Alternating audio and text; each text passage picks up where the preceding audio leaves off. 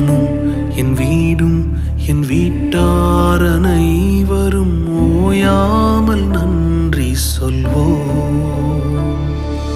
நானும் என் வீடும் என் வீட்டார் அனைவரும் ஓயாமல் நன்றி சொல்வோம்.